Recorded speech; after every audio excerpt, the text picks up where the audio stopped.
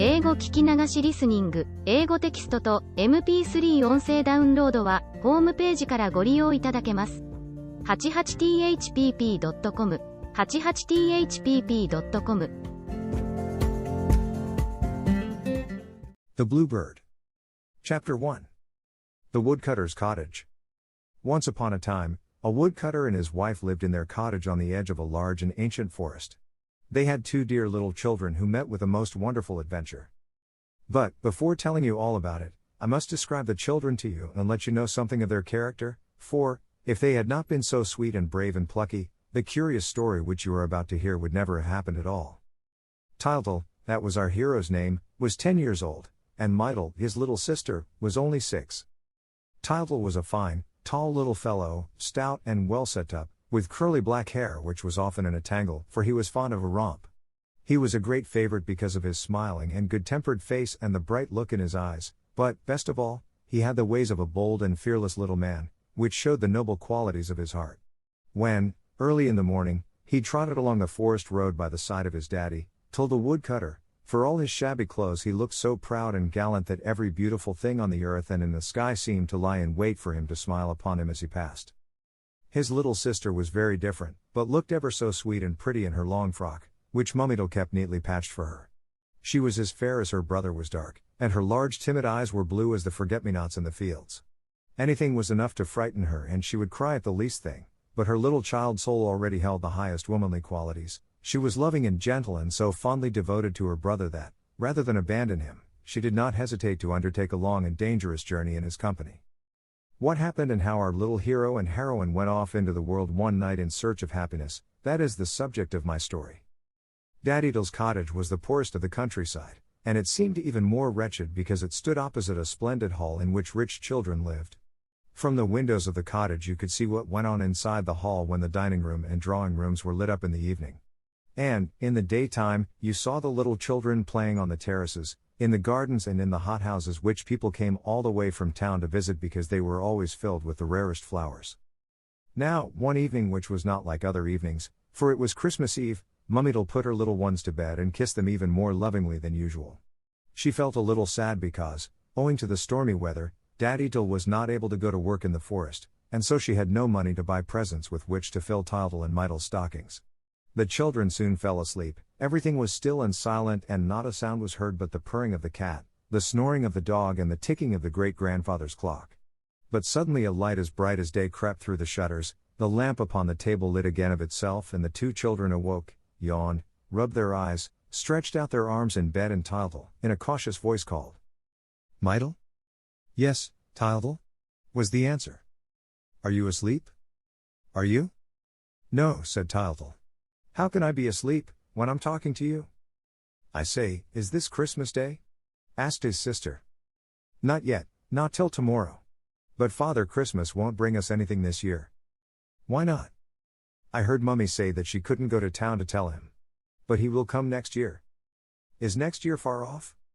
"A good long while," said the boy. "But he will come to the rich children tonight." "Really?" "Hello!" cried Tyltyl of a sudden. "Mummy's forgotten to put out the lamp.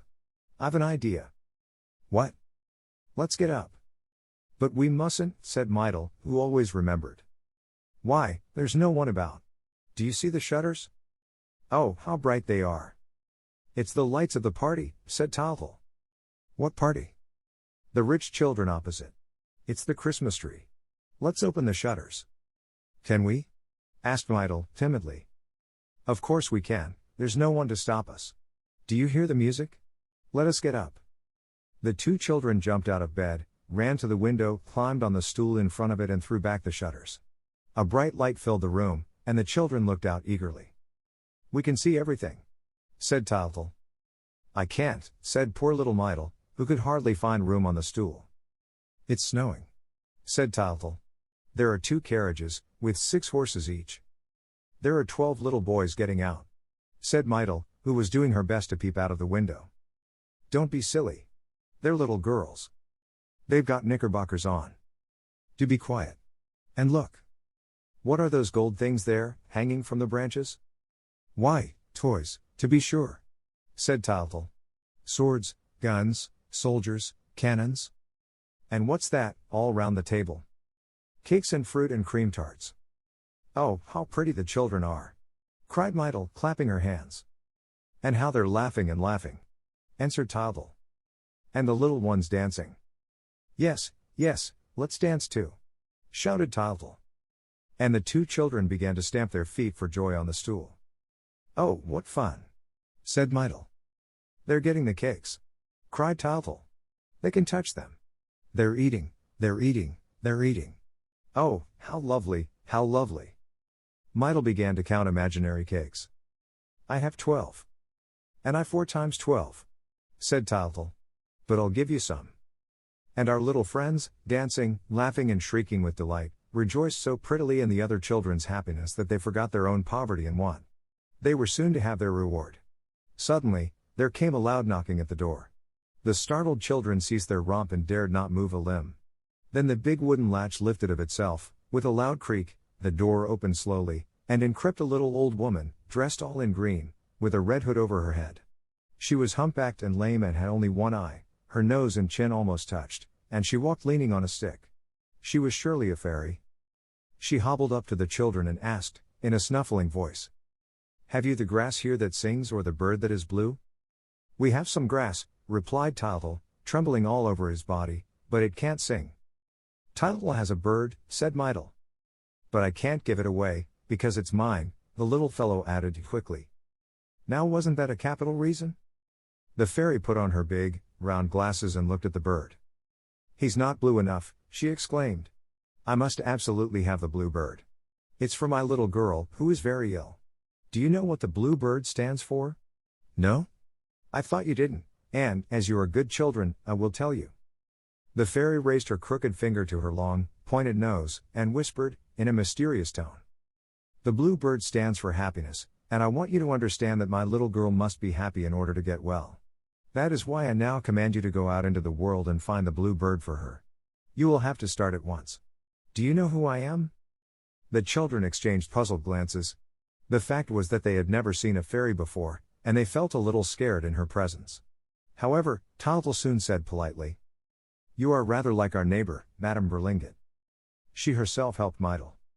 Tildal thought that, in saying this, he was paying the fairy a compliment, for Madame Berlingot's shop, which was next door to their cottage, was a very pleasant place. It was stocked with sweets, marbles, chocolate cigars and sugar dolls and hens, and, at fair time, there were big gingerbread dolls covered all over with gilt paper. Goody Berlingot had a nose that was quite as ugly as the fairy's. She was old also, and, like the fairy, she walked doubled up in two, but she was very kind and she had a dear little girl who used to play on Sundays with the woodcutter's children. Unfortunately, the poor little pretty, fair-haired thing was always suffering from some unknown complaint, which often kept her in bed. When this happened, she used to beg and pray for Tildal's dove to play with, but Tildal was so fond of the bird that he would not give it to her. All this, thought the little boy, was very like that which the fairy told him, and that was why he called her Berlingot. Much to his surprise, the fairy turned crimson with rage. It was a hobby of hers to be like nobody, because she was a fairy and able to change her appearance, from one moment to the next, as she pleased.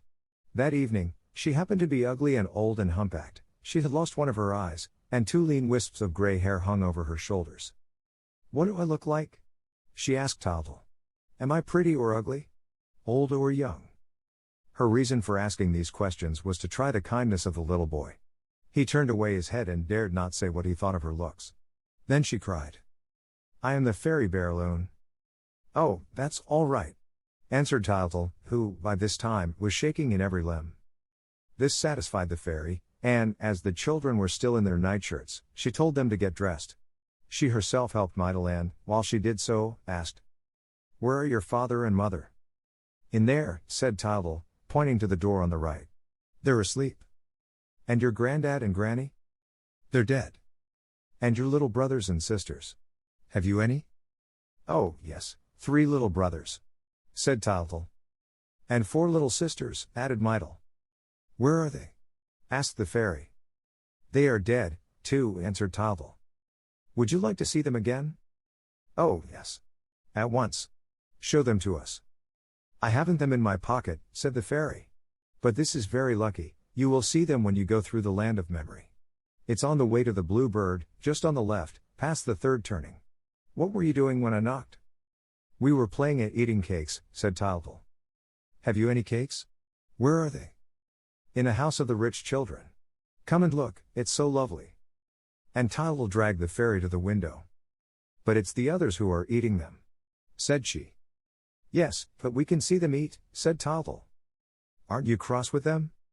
What for? For eating all the cakes. I think it's very wrong of them not to give you any. Not at all, they're rich. I say, isn't it beautiful over there? It's just the same here, only you can't see. Yes, I can, said Tyltyl. I have very good eyes. I can see the time on the church clock, and Daddy can't. The fairy suddenly grew angry. I tell you that you can't see, she said.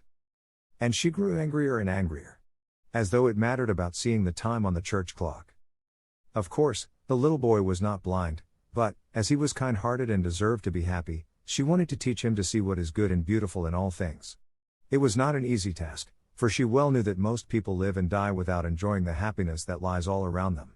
Still, as she was a fairy, she was all-powerful, and so she decided to give him a little hat adorned with a magic diamond that would possess the extraordinary property of always showing him the truth, which would help him to see the inside of things and thus teach him that each of them has a life and an existence of its own, created to match and gladden ours.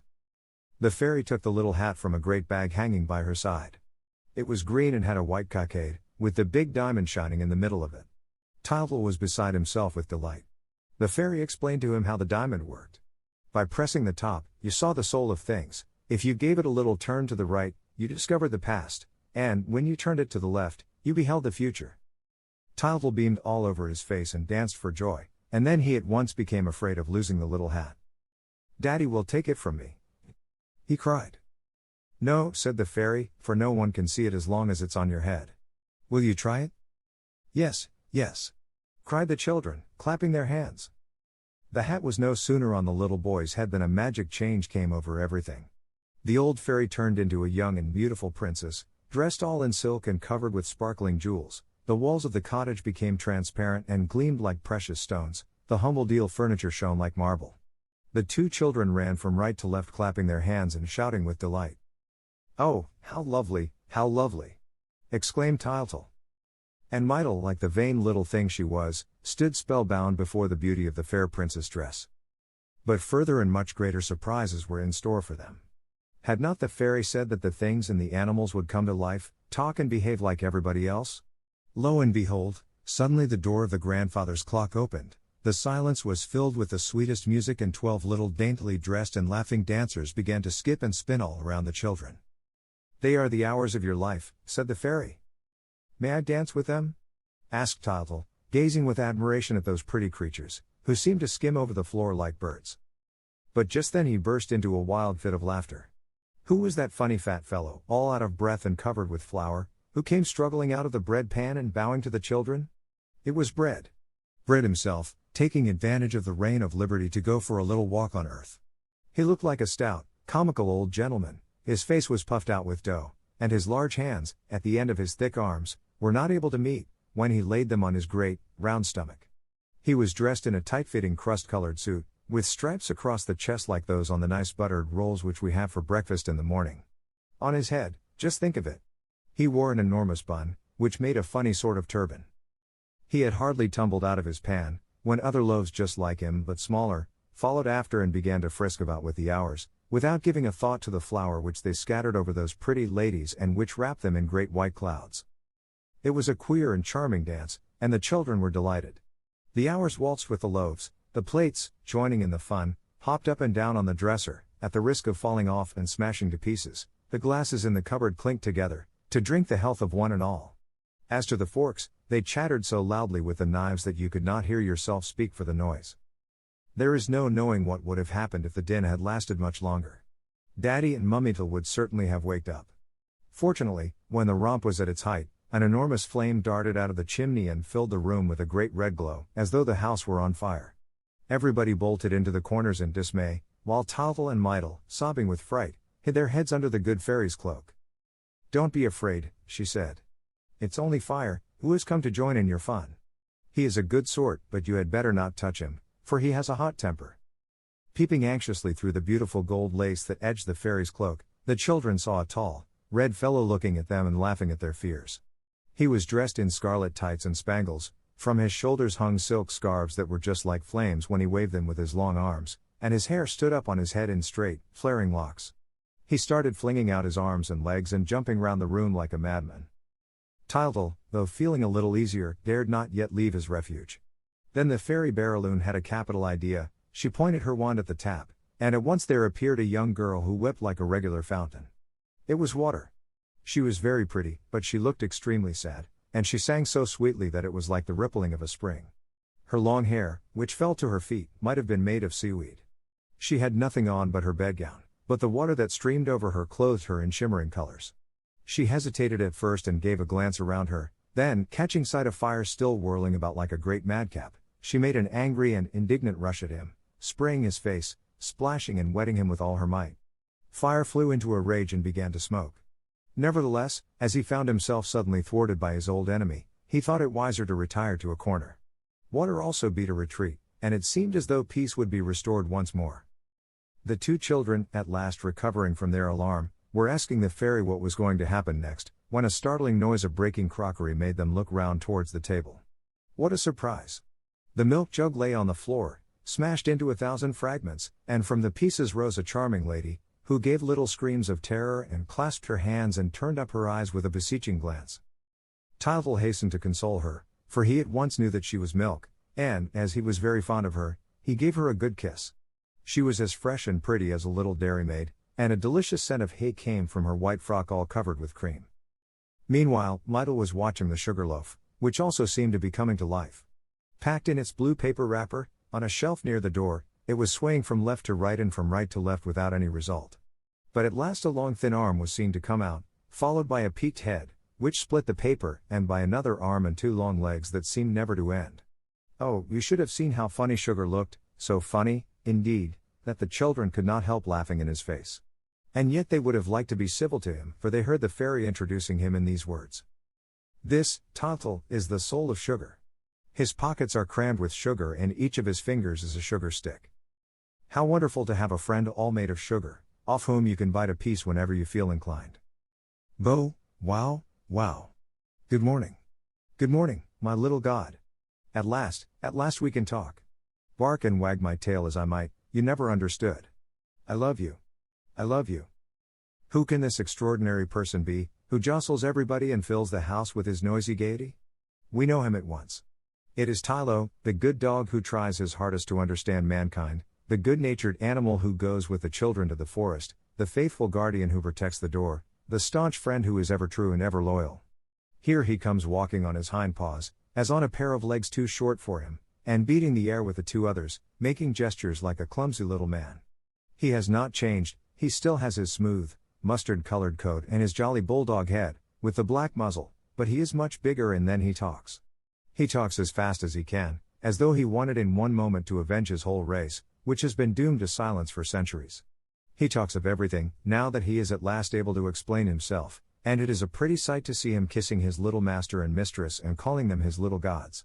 He sits up, he jumps about the room, knocking against the furniture, upsetting Mytyl with his big soft paws, lolling his tongue, wagging his tail and puffing and panting as though he were out hunting.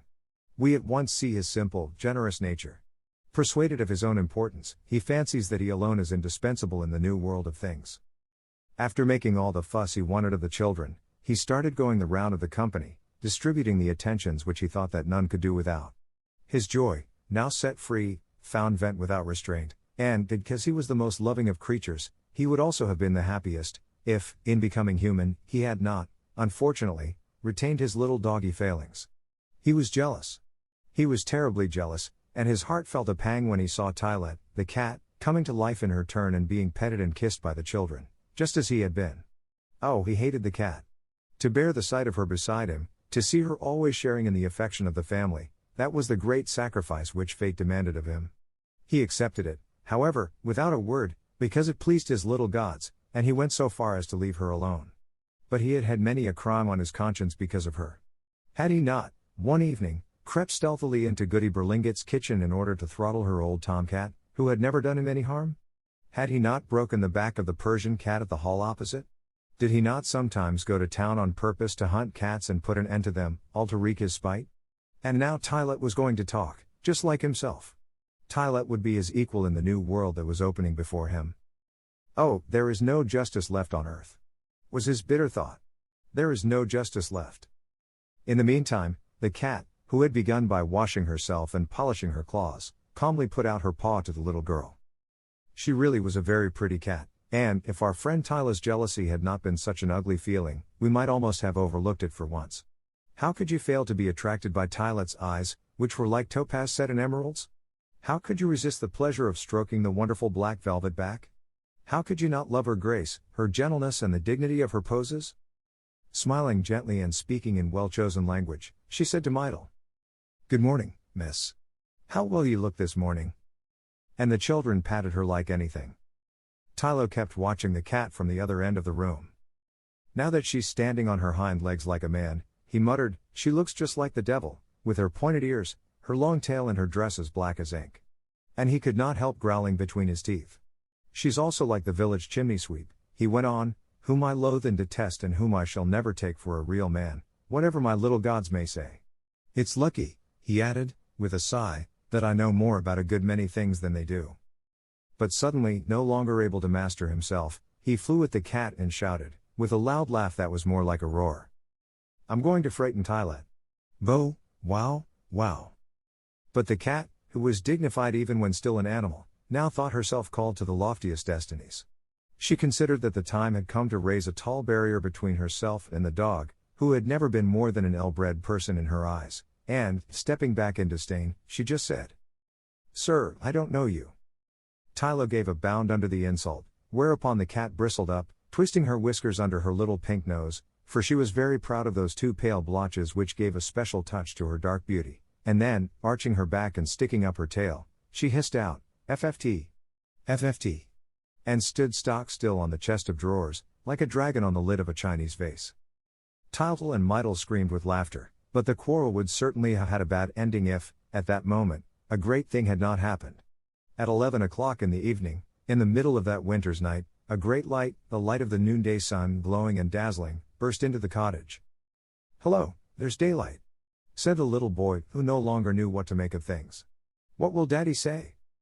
But, before the fairy had time to set him right, Tyltle understood, and, full of wonderment, he knelt before the latest vision that bewitched his eyes. At the window, in the center of a great halo of sunshine, there rose slowly, like a tall golden sheaf, a maiden of surpassing loveliness. Gleaming veils covered her figure without hiding its beauty, her bare arms, stretched in the attitude of giving, seemed transparent, and her great clear eyes wrapped all upon whom they fell in a fond embrace. "It's the Queen," said Tyltle. "It's a fairy princess," cried Mydle, kneeling beside her brother. "No, my children," said the fairy. "It is Light." Smiling, Light stepped towards the two little ones. She, the light of heaven, the strength and beauty of the earth, was proud of the humble mission entrusted to her. She, never before held captive, living in space and bestowing her bounty upon all alike, consented to be confined, for a brief spell, within a human shape, so as to lead the children out into the world and teach them to know that other light, the light of the mind, which we never see, but which helps us to see all things that are. "It is Light!" exclaimed the things and the animals, and, as they all loved her, they began to dance around her with cries of pleasure. Tyltle and Mydle capered with joy. Never had they pictured so amusing and so pretty a party, and they shouted louder than all the rest. Then what was bound to happen came. Suddenly, 3 knocks were heard against the wall, loud enough to throw the house down.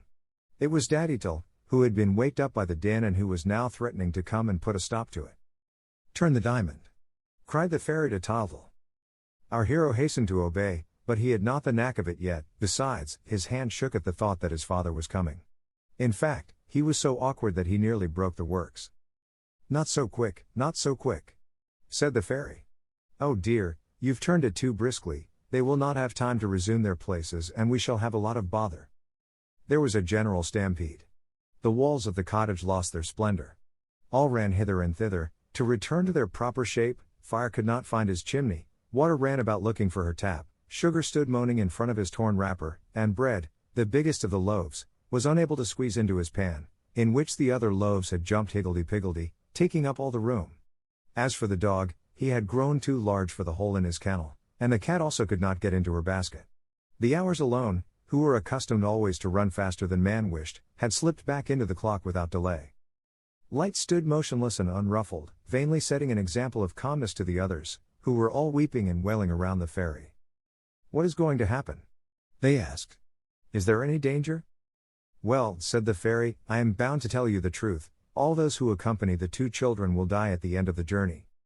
They began to cry like anything, all except the dog, who was delighted at remaining human as long as possible and who had already taken his stand next to Light, so as to be sure of going in front of his little master and mistress. At that moment, there came a knocking even more dreadful than before. "There's Daddy again," said Tyltyl. "He's getting up, this time, I can hear him walking." "You see," said the fairy, "you have no choice now, it is too late, you must all start with us. But you, Fire, don't come near anybody, you, Dog, don't tease the cat, you, Water, try not to run all over the place, and you, Sugar, stop crying, unless you want to melt. Bread shall carry the cage in which to put the bluebird, and you shall all come to my house, where I will dress the animals and the things properly. Let us go out this way." As she spoke, she pointed her wand at the window, which lengthened magically downwards, like a door. They all went out on tiptoe, after which the window resumed its usual shape. And so it came about that, on Christmas night, in the clear light of the moon, while the bells rang out lustily, proclaiming the birth of Jesus, Tyltyl and Mytyl went in search of the bluebird that was to bring them happiness. Chapter 2. At the Fairies. The fairy Barraloon's palace stood at the top of a very high mountain, on the way to the moon. It was so near that, on summer nights, when the sky was clear, you could plainly see the moon's mountains and valleys, lakes and seas from the terrace of the palace. Here the fairy studied the stars and read their secrets, for it was long since the earth had had anything to teach her. "This old planet no longer interests me," she used to say to her friends, the giants of the mountain. "The men upon it still live with their eyes shut. Poor things, I pity them. I go down among them now and then, but it is out of charity, to try and save the little children from the fatal misfortune that awaits them in the darkness." This explains why she had come and knocked at the door of Daddydle's cottage on Christmas Eve. And now to return to our travelers. They had hardly reached the highroad, when the fairy remembered that they could not walk like that through the village, which was still lit up because of the feast. But her store of knowledge was so great that all her wishes were fulfilled at once. She pressed lightly on Tyltyl's head and willed that they should all be carried by magic to her palace. Then and there, a cloud of fireflies surrounded our companions and wafted them gently towards the sky. They were at the fairy's palace before they had recovered from their surprise. "Follow me," she said, and led them through chambers and passages all in gold and silver. They stopped in a large room surrounded with mirrors on every side and containing an enormous wardrobe with light creeping through its chinks. The fairy Barraloon took a diamond key from her pocket and opened the wardrobe. One cry of amazement burst from every throat.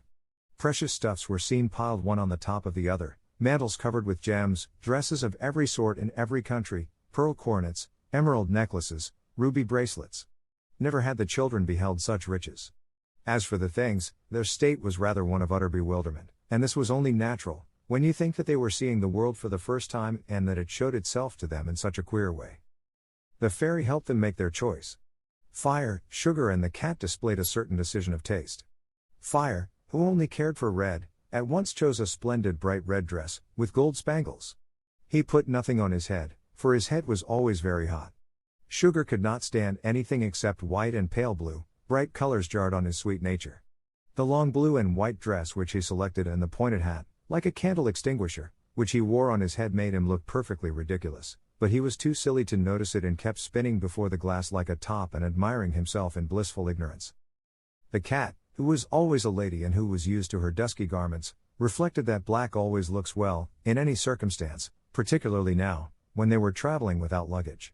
She therefore put on a suit of black tights, with jet embroidery, hung a long velvet cloak from her shoulders and perched a large cavalier hat, with a long feather, on her neat little head. She next asked for a pair of soft kid boots, in memory of Puss in Boots, her distinguished ancestor, and put a pair of gloves on her forepaws, to protect them from the dust of the roads. Thus attired, she took a satisfied glance at the mirror. Then, a little nervously, with an anxious eye and a quivering pink nose, she hastily invited Sugar and Fire to take the air with her.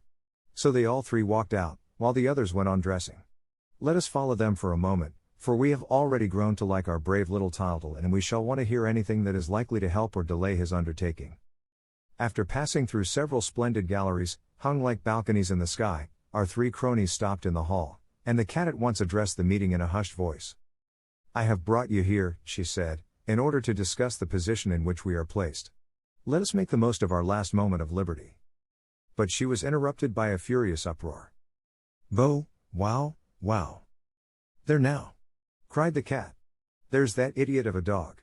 He has scented us out. We can't get a minute's peace. Let us hide behind the balustrade. He had better not hear what I have to say to you."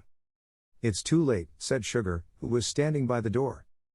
And, sure enough, Tylo was coming up, jumping, barking, panting and delighted.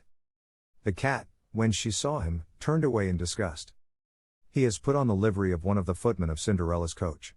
It is just the thing for him, he has the soul of a flunky." She ended these words with a FFT. FFT. And, stroking her whiskers, took up her stand, with a defiant air, between Sugar and Fire. The good dog did not see her little game. He was wholly wrapped up in the pleasure of being gorgeously arrayed, and he danced round and round. It was really funny to see his velvet coat whirling like a merry-go-round, with the skirts opening every now and then and showing his little stumpy tail, which was all the more expressive as it had to express itself very briefly. For I need hardly tell you that Tylo, like every well-bred bulldog, had had his tail and his ears cropped as a puppy. Poor fellow, he had long envied the tails of his brother dogs, which allowed them to use a much larger and more varied vocabulary. But physical deficiencies and the hardships of fortune strengthen our innermost qualities.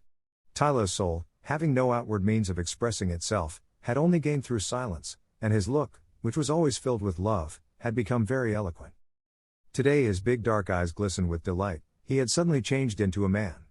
He was all over magnificent clothes, and he was about to perform a grand errand across the world in company with the gods. "There," he said. "There. Aren't we fine? Just look at this lace and embroidery. It's real gold and no mistake." He did not see that the others were laughing at him, for, to tell the truth, he did look very comical, but, like all simple creatures, he had no sense of humor. He was so proud of his natural garment of yellow hair that he had put on no waistcoat, in order that no one might have a doubt as to where he sprang from. For the same reason, he had kept his collar, with his address on it.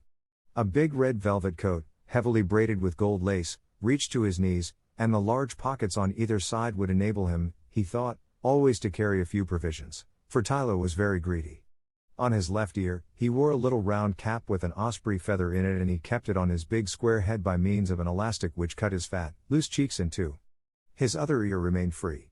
Cropped close to his head in the shape of a little paper screw bag, this ear was the watchful receiver into which all the sounds of life fell, like pebbles disturbing its rest. He had also encased his hind legs in a pair of patent leather riding boots, with white tops, but his forepaws he considered of such use that nothing would have induced him to put them into gloves.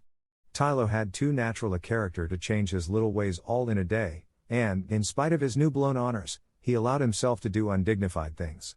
He was at the present moment lying on the steps of the hall, scratching the ground and sniffing at the wall, when suddenly he gave a start and began to whine and whimper. His lower lip shook nervously as though he were going to cry. "What's the matter with the idiot now?" asked the cat, who was watching him out of the corner of her eye. But she at once understood.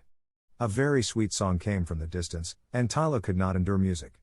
The song drew nearer, a girl's fresh voice filled the shadows of the lofty arches, and water appeared. Tall, slender and white as a pearl, she seemed to glide rather than to walk. Her movements were so soft and graceful that they were suspected rather than seen. A beautiful silvery dress waved and floated around her, and her hair decked with corals flowed below her knees. When Fire caught sight of her, like the rude and spiteful fellow that he was, he sneered. "She's not brought her umbrella." But Water, who was really quite witty and who knew that she was the stronger of the two, chaffed him pleasantly and said, with a glance at his glowing nose, "I beg your pardon? I thought you might be speaking of a great red nose I saw the other day." The others began to laugh and poke fun at Fire, whose face was always like a red-hot coal. Fire angrily jumped to the ceiling, keeping his revenge for later. Meanwhile, the cat went up to Water, very cautiously, and paid her ever so many compliments on her dress. I need hardly tell you that she did not mean a word of it, but she wished to be friendly with everybody, for she wanted their votes, to carry out her plan, and she was anxious at not seeing Bread, because she did not want to speak before the meeting was complete. "What can he be doing?" she mewed, time after time.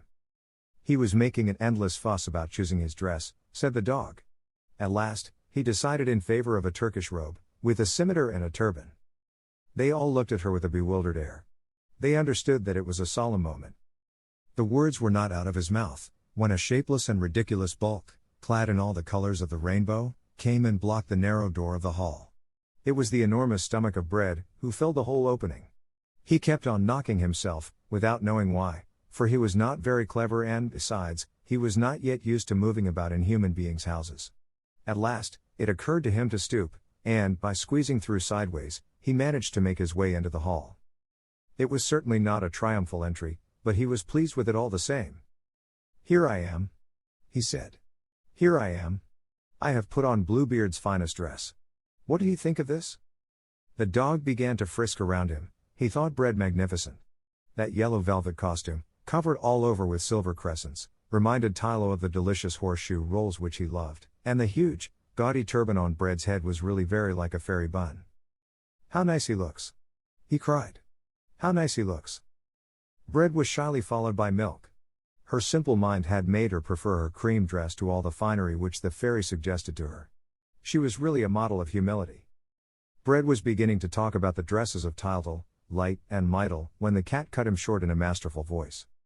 "We shall see them in good time," she said. "Stop chattering, listen to me, time presses, our future is at stake." They all looked at her with a bewildered air.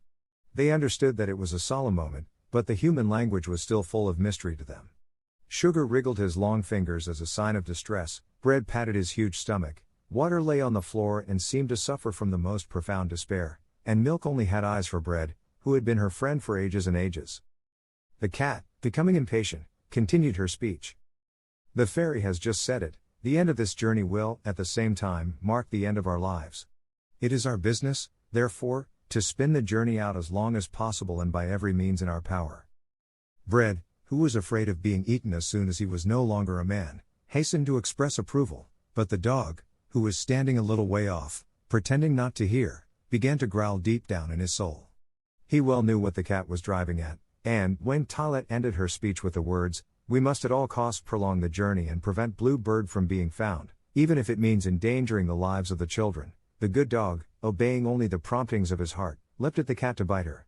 Sugar, Bread, and Fire flung themselves between them. "Order! Order!" said Bread pompously. "I'm in the chair at this meeting." "Who made you chairman?" stormed Fire. "Who asked you to interfere?" asked Water, whirling her wet hair over Fire. "Excuse me," said Sugar, shaking all over, in conciliatory tones. "Excuse me. This is a serious moment. Let us talk things over in a friendly way." "I quite agree with Sugar and the cat," said Bread, as though that ended the matter. "This is ridiculous," said the dog, barking and showing his teeth. "There is man and that's all. We have to obey him and do as he tells us. I recognize no one but him. Hurrah for man! Man forever! In life or death, all for man. Man is everything." But the cat's shrill voice rose above all the others.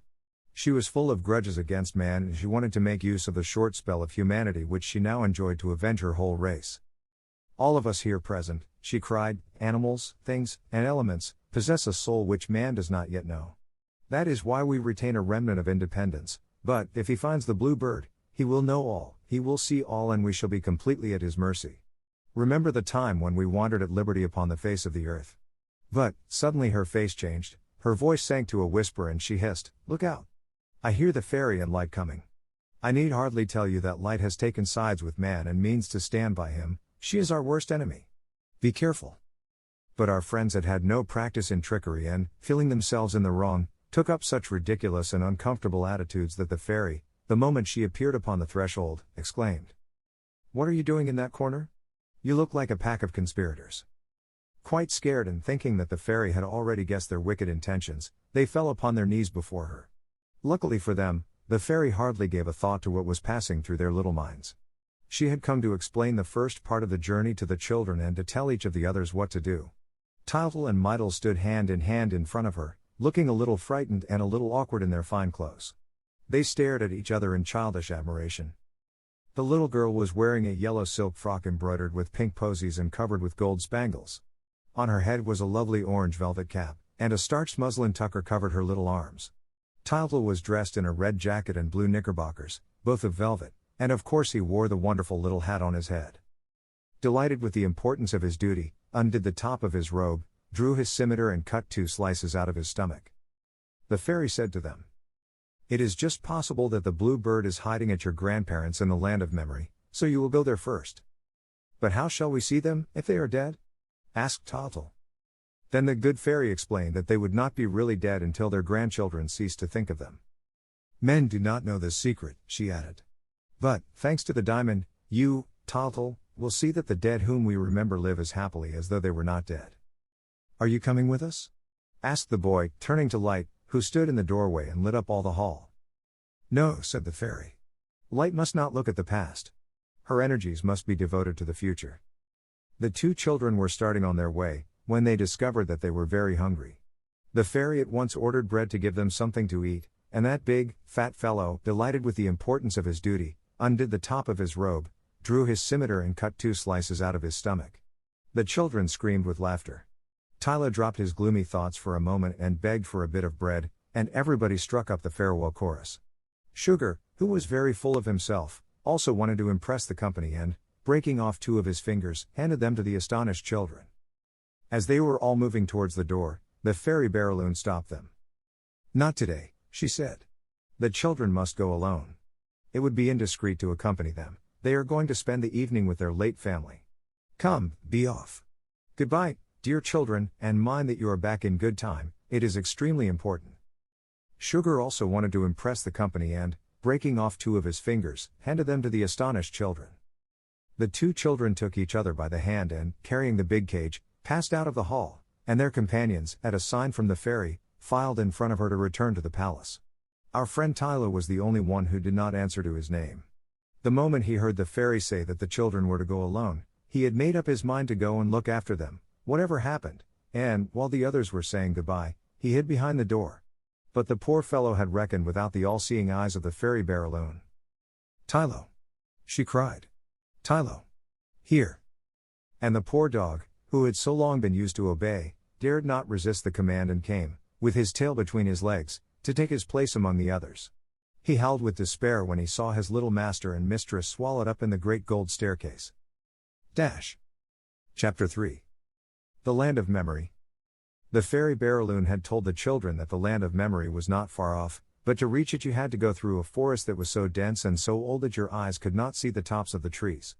It was always shrouded in a heavy mist, and the children would certainly have lost their way, if the fairy had not said to them beforehand, "It is straight ahead, and there is only one road." The ground was carpeted with flowers which were all alike. They were snow-white pansies and very pretty, but, as they never saw the sun, they had no scent. Those little flowers comforted the children, who felt extremely lonely. A great mysterious silence surrounded them, and they trembled a little with a very pleasant sense of fear which they had never felt before. "Let's take Granny a bunch of flowers," said Mydel. "That's a good idea. She will be pleased," cried Tyltyl. And, as they walked along, the children gathered a beautiful white nosegay. The dear little things did not know that every pansy, which means a thought, that they picked brought them nearer to their grandparents, and they soon saw before them a large oak with a notice board nailed to it. "Here we are!" cried the boy in triumph, as, climbing up on a root, he read, "The Land of Memory." They had arrived, but they turned to every side without seeing a thing. "I can see nothing at all," whimpered Mydel. "I'm cold. I'm tired. I don't want to travel any more." Tyltyl, who was wholly wrapped up in his errand, lost his temper. "Come, don't keep on crying just like water. You ought to be ashamed of yourself," he said. "There. Look. Look. The fog is lifting."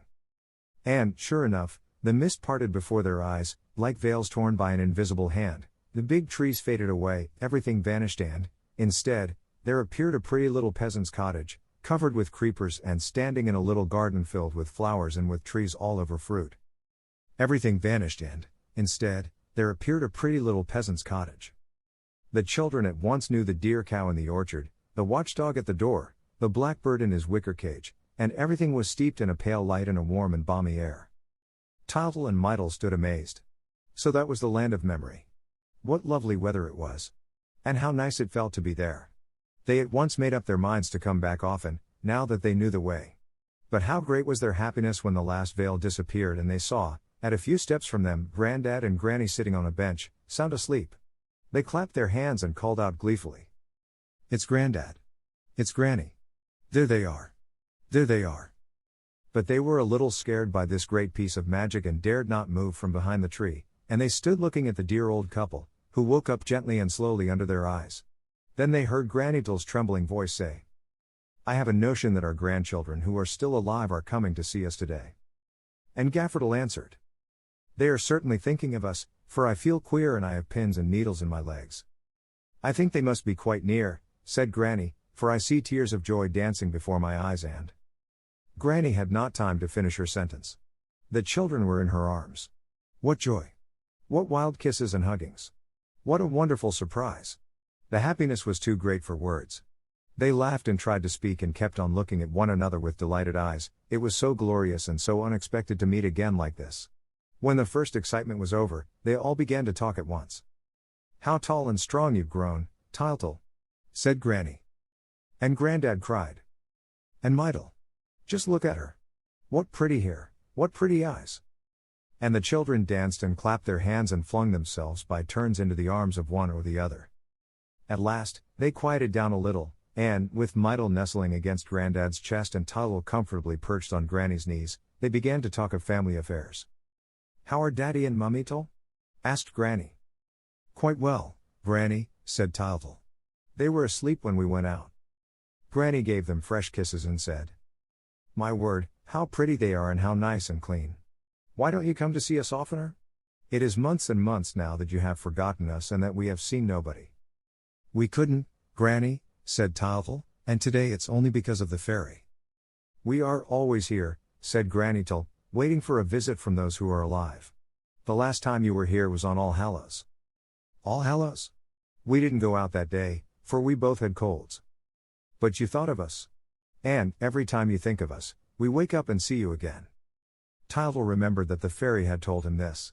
He had not thought it possible then, but now, with his head on the heart of the dear Granny whom he had missed so much, he began to understand things and he felt that his grandparents had not left him altogether. He asked, "So you are not really dead?" The old couple burst out laughing. When they exchanged their life on earth for another and a much nicer and more beautiful life, they had forgotten the word dead. "What does that word dead mean?" asked Gaffertle. "Why, it means that one's no longer alive," said Tyltyl. Grandad and Granny only shrugged their shoulders. "How stupid the living are, when they speak of the others," was all they said. And they went over their memories again, rejoicing in being able to chat. All old people love discussing old times. The future is finished, as far as they are concerned, and so they delight in the present and the past. But we are growing impatient, like Tyltyl, and, instead of listening to them, we will follow our little friend's movements. He had jumped off Granny's knees and was poking about in every corner, delighted at finding all sorts of things which he knew and remembered. "Nothing has changed, everything is in its old place," he cried. And, as he had not been to the old people's home for so long, everything struck him as much nicer, and he added, in the voice of one who knows, only everything is prettier. "Hello, there's the clock with the big hand which I broke the point off and the hole which I made in the door, the day I found Grandad's gimlet." "Yes, you've done some damage in your time," said Grandad.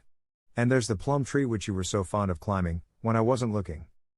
Meantime, Tyltyl was not forgetting his errand. "You haven't the bluebird here by chance, I suppose?" At the same moment, Mytyl, lifting her head, saw a cage. "Hello, there's the old blackbird. Does he still sing?" As she spoke, the blackbird woke up and began to sing at the top of his voice. "You see," said Granny, "as soon as one thinks of him." Tyltyl was simply amazed at what he saw. "But he's blue," he shouted. "Why, that's the bird, the blue bird. He's blue, blue, blue as a blue glass marble. Will you give him to me?"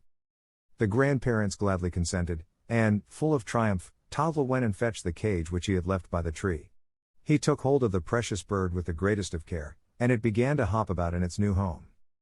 "How pleased the fairy will be," said the boy, rejoicing at his conquest. "And Light too." "Come along," said the grandparents. "Come and look at the cow and the bees." As the old couple were beginning to toddle across the garden, the children suddenly asked if their little dead brothers and sisters were there too. At the same moment, 7 little children, who, up to then, had been sleeping in the house, came tearing like mad into the garden. Tyltyl and Mytyl ran up to them. They all hustled and hugged one another and danced and whirled about and uttered screams of joy. Here they are, said Granny. As soon as you speak of them, they are there, the imps. Tyltyl caught a little one by the hair. Hello, Pierrot. So we're going to fight again, as in the old days. And Robert. I say, Jean, what's become of your top? Madeleine and Pierrette and Pauline. And here's Riquette. Mytyl laughed. Riquette's still crawling on all fours. Tyltyl noticed a little dog yapping around them. There's Kiki, whose tail I cut off with Pauline's scissors. He hasn't changed either. No, said Gaffertyl, in a voice of great importance, nothing changes here. But, suddenly, amid the general rejoicings, the old people stopped spellbound. They had heard the small voice of the clock indoors strike 8. The grandparents and grandchildren sat down to supper. How's this? They asked. It never strikes nowadays. That's because we no longer think of the time, said Granny. Was anyone thinking of the time? Yes, I was, said Tyltyl. So it's 8 o'clock? Then I'm off, for I promised Light to be back before 9. He was going for the cage, but the others were too happy to let him run away so soon. It would be horrid to say goodbye like that. Granny had a good idea. She knew what a little glutton Tyltyl was. It was just supper time and, as luck would have it, there was some capital cabbage soup and a beautiful plum tart. Well, said our hero, as I've got the bluebird. And cabbage soup is a thing you don't have every day. They all hurried and carried the table outside and laid it with a nice white tablecloth and put a plate for each, and, lastly, Granny brought out the steaming soup tureen in state. The lamp was lit and the grandparents and grandchildren sat down to supper, jostling and elbowing one another and laughing and shouting with pleasure. Then, for a time, nothing was heard but the sound of the wooden spoons noisily clattering against the soup plates. How good it is! Oh, how good it is! Shouted Tyltyl, who was eating greedily. I want some more. More. More. More. Come, a little more quiet, said Grandad. You're just as ill-behaved as ever, and you'll break your plate.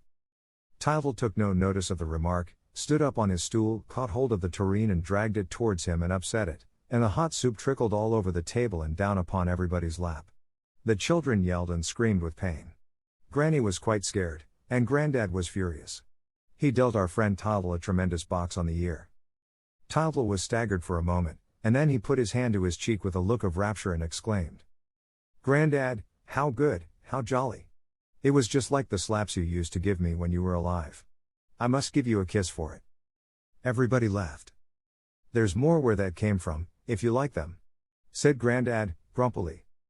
But he was touched, all the same, and turned to wipe a tear from his eyes. Goodness! Cried Tyltyl, starting up.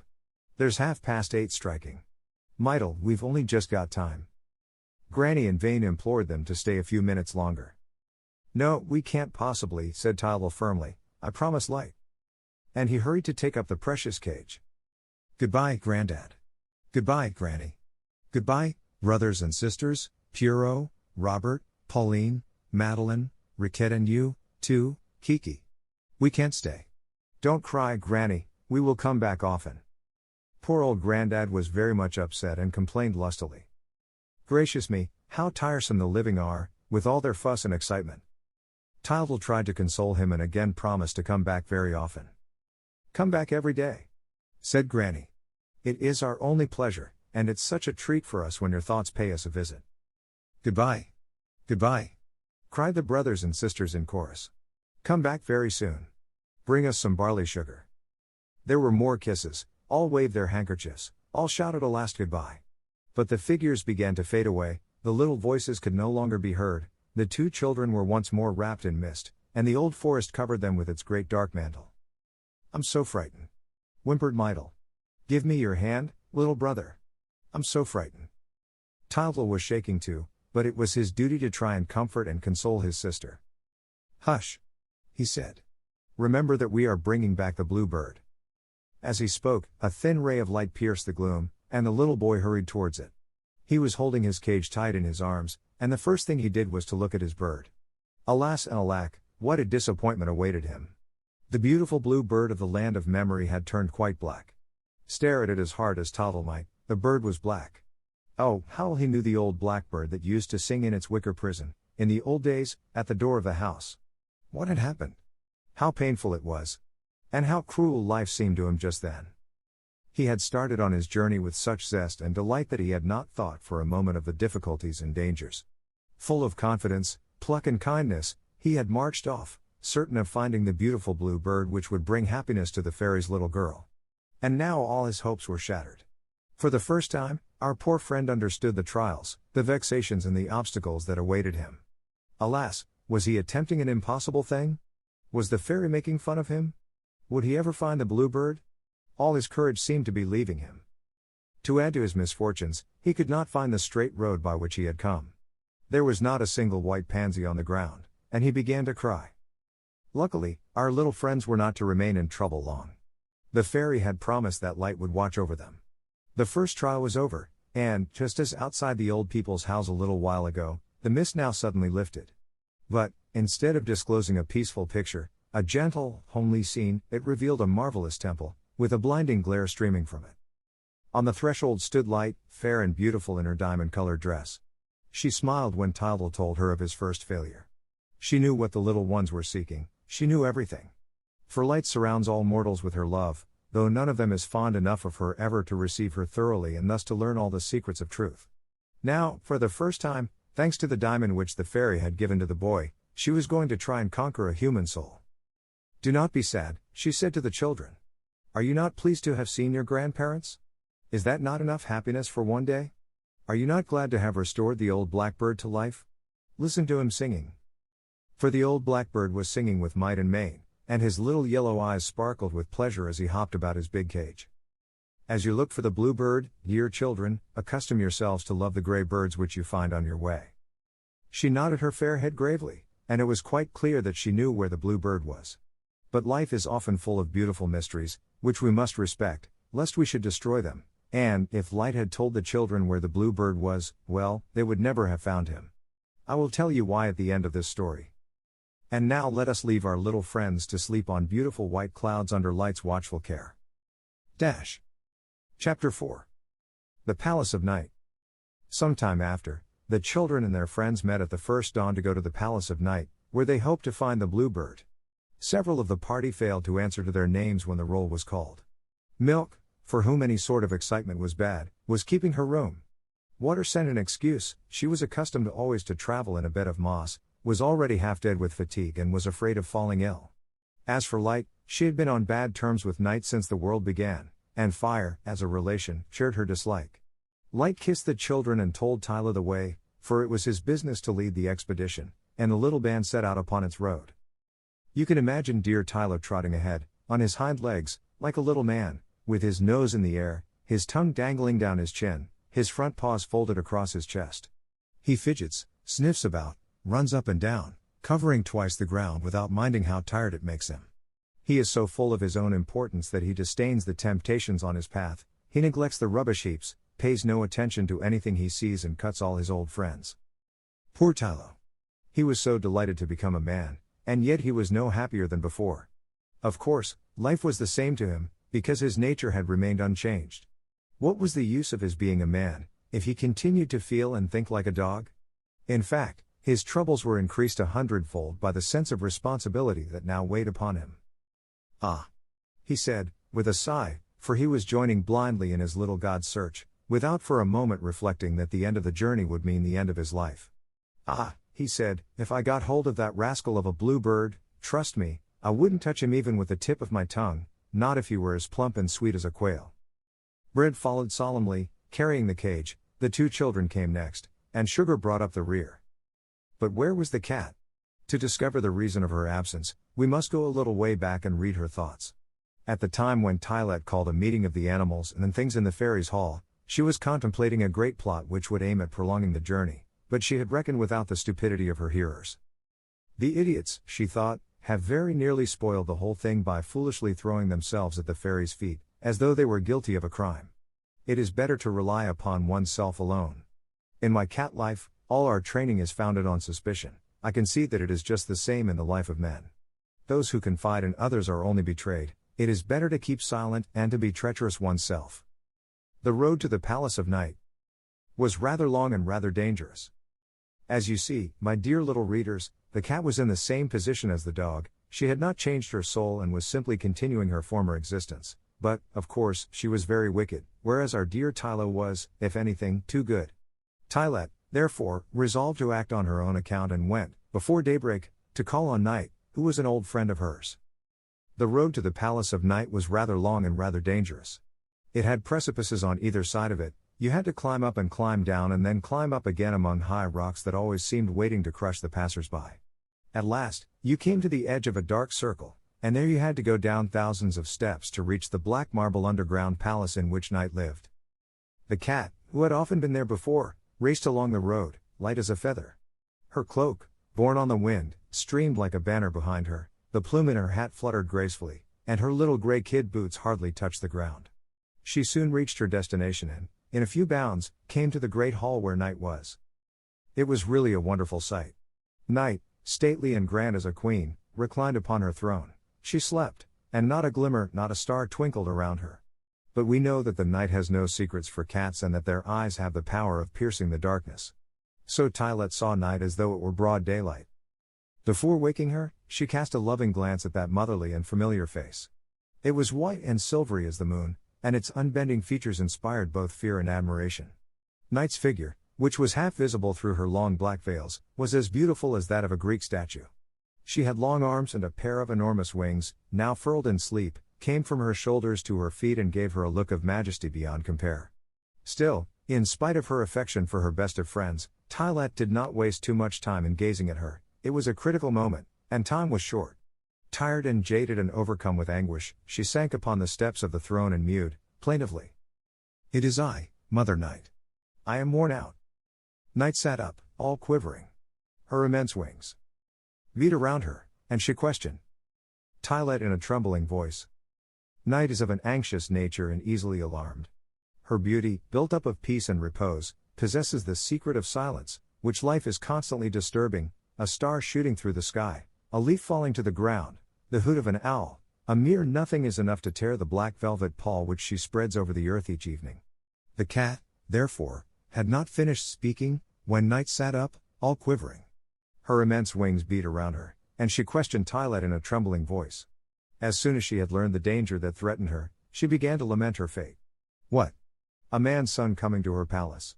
And, perhaps, with the help of the magic diamond, discovering her secrets. What should she do? What would become of her? How could she defend herself? And, forgetting that she was sinning against silence, her own particular god, Night began to utter piercing screams.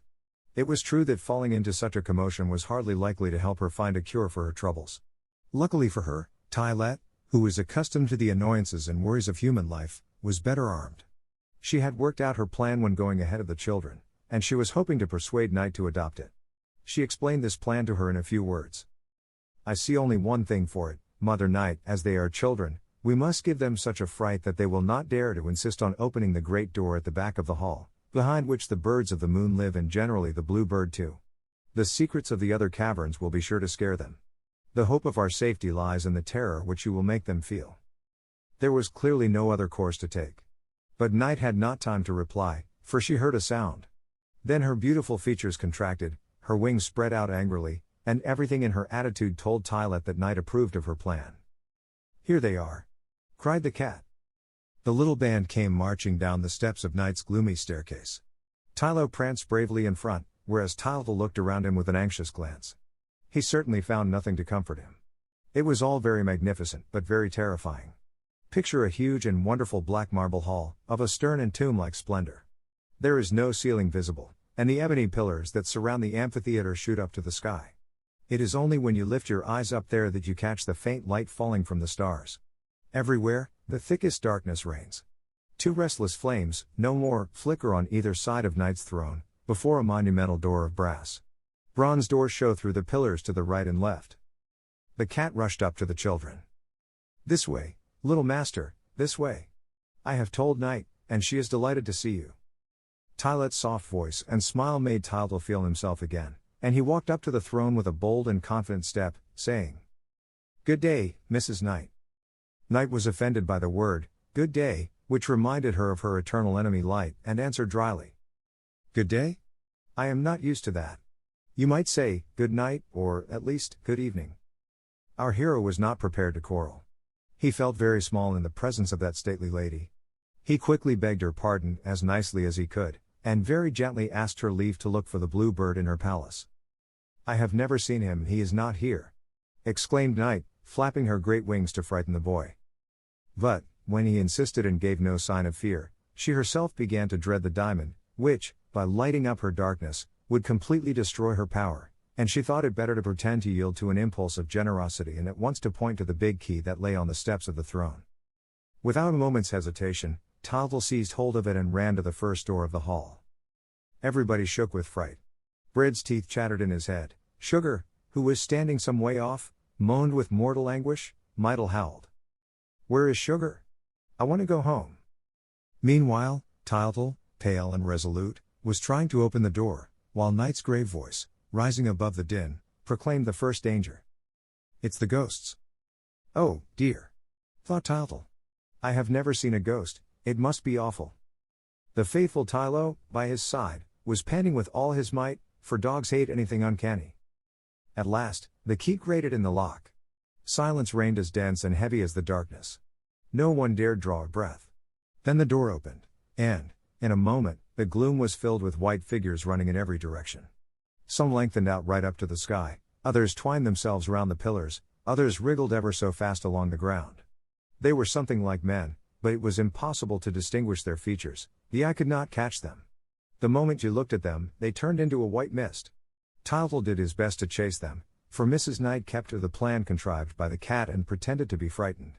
She had been the ghost's friend for hundreds and hundreds of years and had only to say a word to drive them in again, but she was careful to do nothing of the sort and, flapping her wings like mad, she called upon all her gods and screamed. Drive them away! Drive them away! Help! Help! But the poor ghosts, who hardly ever come out now that man no longer believes in them, were much too happy at taking a breath of air, and, had it not been that they were afraid of Tylo, who tried to bite their legs, they would never have been put back indoors. Oof! Gasped the dog, when the door was shut at last.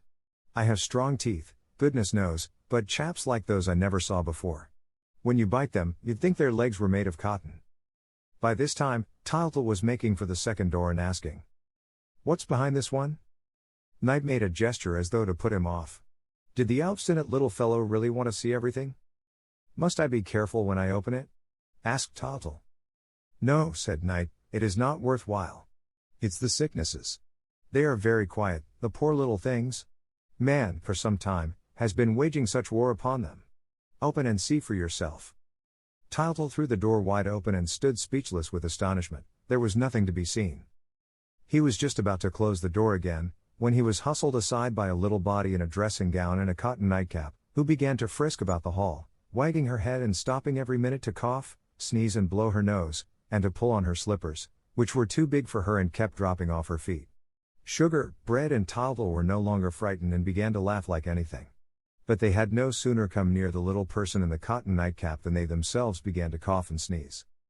It's the least important of the sicknesses, said Knight. It's cold in the head. Oh dear, thought Sugar. If my nose keeps on running like this, I'm done for, I shall melt. Wagging her head and stopping every minute to cough, sneeze and blow her nose. Poor Sugar. He did not know where to hide himself. He had become very much attached to life since the journey began, for he had fallen over head and ears in love with Water. And yet this love caused him the greatest worry. Miss Water was a tremendous flirt, expected a lot of attention and was not particular with whom she mixed, but mixing too much with Water was an expensive luxury, as poor Sugar found to his cost, for, at every kiss he gave her, he left a bit of himself behind, until he began to tremble for his life.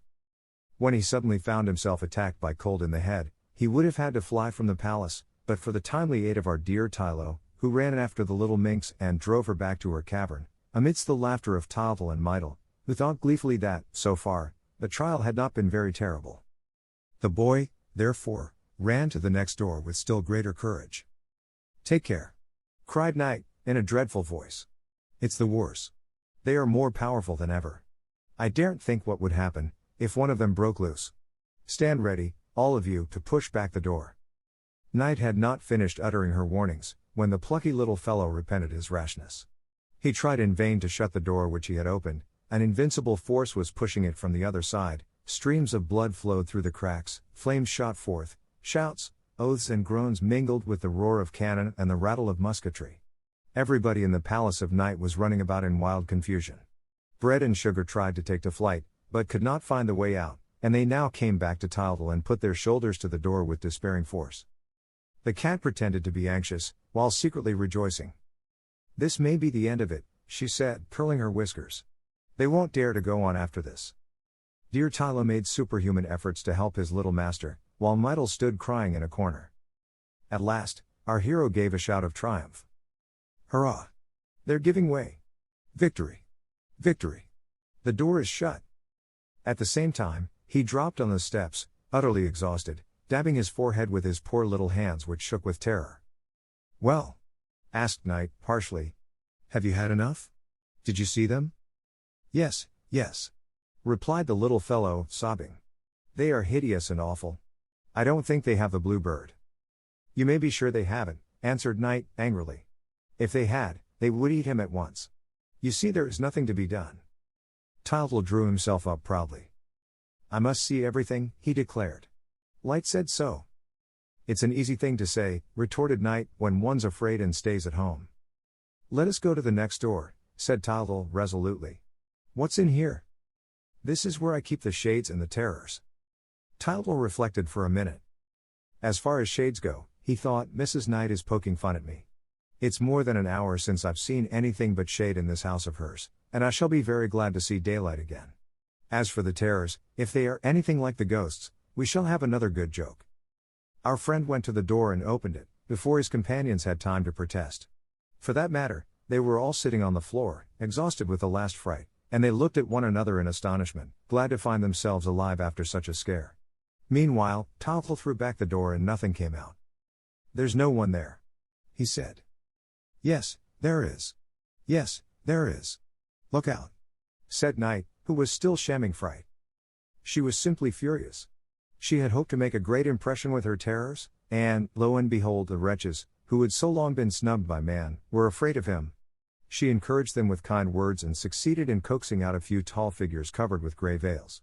They began to run all around the hall until, hearing the children laugh, they were seized with fear and rushed indoors again. The attempt had failed, as far as Knight was concerned, and the dread hour was about to strike. Already, Tildal was moving towards the big door at the end of the hall. A few last words took place between them. "Do not open that one," said Knight, in awestruck tones. "Why not?" "Because it's not allowed. Then it's here that the blue bird is hidden. Go no farther, do not tempt fate, do not open that door." "But why?" again asked Tildal, obstinately.